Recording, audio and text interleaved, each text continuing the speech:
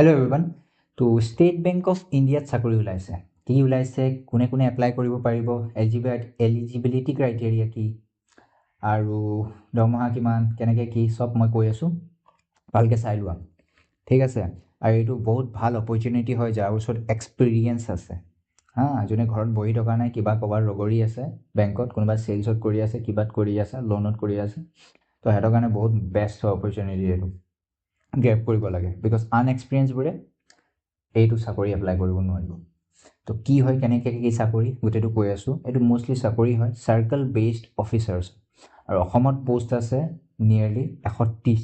অসমত বুলি নহয়, নৰ্থ ইষ্টত আছে পোষ্ট 130টা, 130 পোষ্ট আছে। মই দেখাই আছোঁ, এইটো চব north east, Assam, complete total কিমান আছে, 130 পোষ্ট আছে। ঠিক আছে। তো ইয়াৰ ডিটেইল মই গোটেই কৈ আছোঁ, কেনেকৈ কি হয়, বিশেষ বস্তুখিনি কি। এইটো মষ্টলি পোষ্ট আছে, কি আহিছে, চাৰ্কল বেছড অফিচাৰ্ছৰ চাকৰি। ঠিক আছে। আৰু এপ্লিকেশ্যন লাষ্ট ডেট কেতিয়া, 29/5/2025, মানে 29 তাৰিখলৈকে আছে। এলিজিবিলিটি ক্ৰাইটেৰিয়া কেনেকৈ হ'ব ডিচাইড, অনলাইন এক্সামিনেশ্যন দিব লাগিব, স্ক্ৰিনিং, ইণ্টাৰভিউ।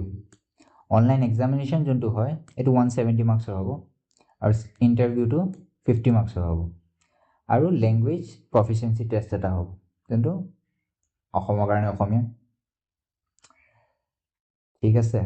আৰু বিশেষকৈ মেইন বস্তু কেইটামান চাই ল'ম। মেইন যোনটো এলিজিবিলিটি ক্ৰাইটেৰিয়া, এইটো চোৱা, গ্ৰেজুৱেট হ'ব লাগিব এনি ডিচিপ্লিনত, তুমি গ্ৰেজুৱেট হ'লেই হ'ব।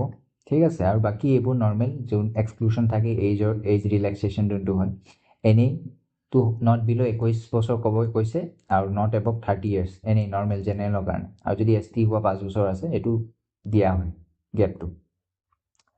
আৰু মষ্ট ইণ্টাৰেষ্টিং থিং, এই চাকৰিটো এপ্লাই সিয়ে কৰিব পাৰিব যাৰ 2 বছৰৰ এক্সপিৰিয়েঞ্চ আছে, 2 years experience.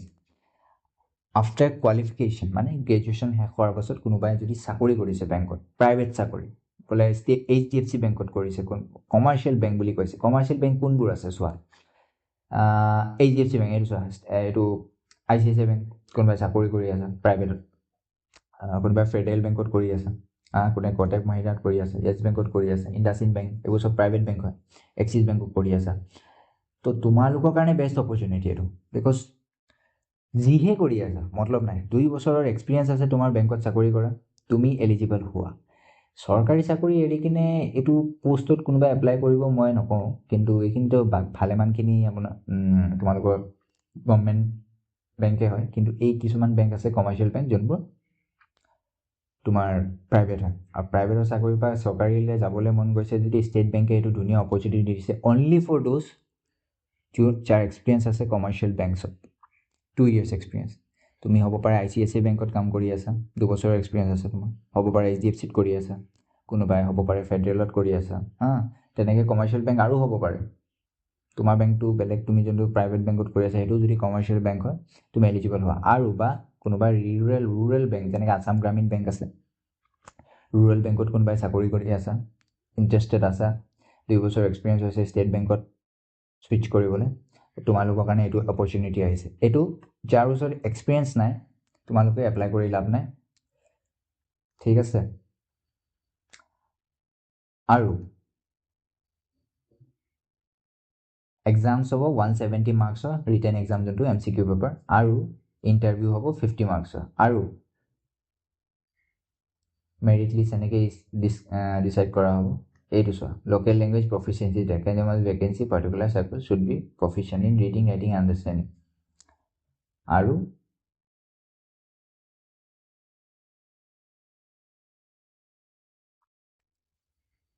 Candidate who produce 10th আৰু 12th ষ্টেণ্ডাৰ্ড মাৰ্কশ্বিট। যদি তোমালোকে মষ্টলি কিছুমানে 10ত পঢ়ে, কিছুমানে 12তো পঢ়ে, তো যি দেখালেই হ'ব। ঠিক আছে। আৰু এক্সামিনেশ্যন চেণ্টাৰটো ষ্টেট বেংকৰ চাকৰি জানাই, মষ্টলি IBPS কণ্ডাক্ট কৰে,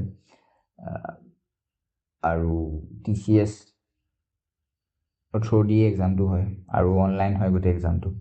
ইয়াত তোমাৰ ৰেমুনাৰেশ্যন কিমান দিব এইটো কৈছে, চেলাৰী ইন হেণ্ড কিমান হ'ব, আৰু DA PA DA এইবোৰ কিমান কি আছে সেইখিনি চাই ল'বা। আৰু ৰিটেন এক্সামত এইখিনি আহিব, general English, banking knowledge, general awareness, computer aptitude. ঠিক আছে, তো বিশেষকৈ এইখিনি বস্তুৱে হয় যোনখিনি আমি গম পাবলৈ আছিলে। এতিয়া কথাটো হ'ল এপ্লাইটো কৰি ল'বা। বহুত আছে, এতিয়া পঢ়া শুনা এৰি দিছিলা, 2 বছৰ এক্সপিৰিয়েঞ্চ আছে কিন্তু দিবলৈ বিচাৰি আছা, কেনেকৈ প্ৰিপেৰেশ্যন কৰিবা? ঠিক আছে, প্ৰিপেৰেশ্যন কৰা বেষ্ট ৱে হ'ল মক দিয়া। মক দিব লাগে এক্সাম কিবা এটাৰ কাৰণে প্ৰিপেৰেশ্যন কৰিছা, যদি মক নাই দিয়া তোমাৰ এফিচিয়েঞ্চি নাহিব, আৰু তোমাৰ এক্সামত বহা কেনেকৈ তুমি কি এটেম্প্ট কৰিবা, কেনেকৈ কৰিবা যাতে তোমাৰ এক্সামটো ক্লিয়াৰ হৈ যায়। তো সেইবোৰ ফাইণ্ড আউট কৰিবলৈ, নিজৰ এবিলিটিটো চেক আউট কৰিবলৈ মক দিব লাগে।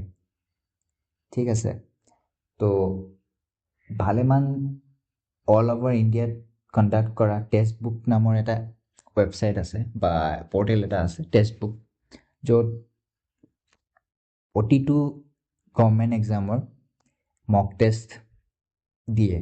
তো তাৰ তোমালোকে ছাবস্ক্ৰিপশ্যন ল'ব পাৰা, লৈ কিনে তোমালোকে এতিয়াতো জাষ্ট বিকজ তোমালোকৰ এক্সপিৰিয়েঞ্চ আছে প্লাছ তোমালোকে কাম কৰি আছা, পইচাটো তোমালোকৰ অভাৱ নাই, টকা 600 টকা খৰচা হ'ব, 500 টকা খৰচা হ'ব, মক এটা পাৰচেজ কৰা আৰু ডেইলি মক দিয়া।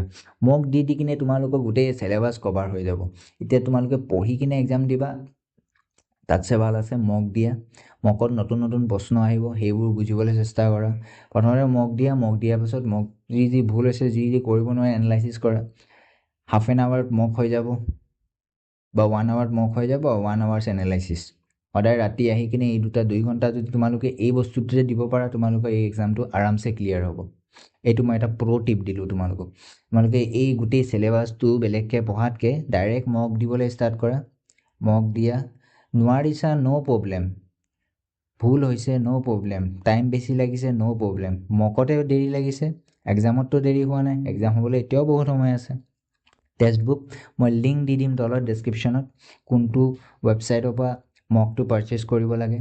আৰু মক দিবা 1 ঘণ্টা লাগিব মক দিবলৈ, আৰু 1 ঘণ্টা লাগিব এনালাইচিছ কৰিবলৈ। কি নোৱাৰিলা, কেলৈ নোৱাৰিলা, কেনেকৈ সেইটো অংকটো কৰিব লাগে, গোটেই চলিউশ্যন দিয়া থাকিব। ঠিক আছে, ভুল কৰিলেও চলিউশ্যন, শুদ্ধ কৰিলেও চলিউশ্যন পাবা, তাত চলিউশ্যন পাই যাবা। তো পঢ়িব লাগিব, তেনেকৈ পঢ়িলে এক্সামটো ক্লিয়াৰ হ'ব। আৰু এইটো এটা বহুত ভাল অপৰচুনিটি, বিকজ ইয়াত ক্ৰাউডটো কম থাকিব, বিকজ আনএক্সপিৰিয়েঞ্চড মানুহে এইটো এপ্লাই কৰিব নোৱাৰিব। ফাৰ্ষ্ট এণ্ড ফাৰ্ষ্ট, যদি কাৰোবাৰ ওচৰত এক্সপিৰিয়েঞ্চ নাই, কমাৰ্চিয়েল বেংকত চাকৰি কৰা 2 বছৰৰ, সি এপ্লাই কৰিব নোৱাৰে। আৰু এইটো এটা বেষ্ট অপৰচুনিটি, য'ত ক্ৰাউডটো কম থাকিব। গ্ৰেব কৰা এইটো, বিকজ তোমালোকে ৰগৰি আছা ন, প্ৰাইভেটৰ ৰগৰি আছা, এইটো বেষ্ট অপৰচুনিটি হয় চাৰ্কেল ব্লেজ অফিচাৰ চাকৰিটো ল'বলৈ, State Bank, Government of India, central গভৰ্ণমেণ্টৰ চাকৰি। ঠিক আছে, আৰু বিশেষকৈ মই যোনটো ক'লোঁ, বাকী ডকুমেণ্ট যি মই দেখালোঁ, ডকুমেণ্ট বা এইটো পৰ্টেলটো, গোটেইটো পৰ্টেল ক'ত, কোনটো পৰ্টেল গৈ কি ৰেজিষ্টাৰ কৰিব লাগে, কেনেকৈ এপ্লাই কৰিব লাগে, গোটেইটো মই লিংকটো ইউটিউব ভিডিঅ'ৰ ডেছক্ৰিপশ্যনত দি দিম।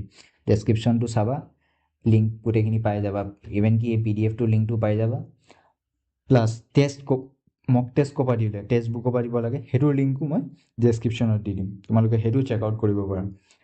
চেক আউট কৰা, পঢ়া, ভালকৈ দিয়া এক্সাম। ঠিক আছে, আৰু নেক্সট মই ভিডিঅ' আৰু দি আছোঁ, ভাল চাকৰি কি আহি আছে, কি চবৰ কাৰণে আহিব।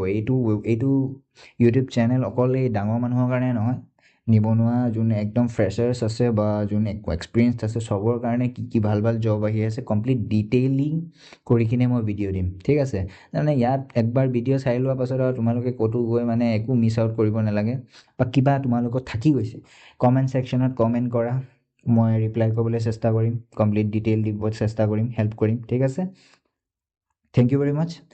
ভিডিঅ'টো লাইক কৰা, শ্বেয়াৰ কৰা, ছাবস্ক্ৰাইব কৰা। ঠিক আছে, থেংক ইউ ভেৰি মাছ।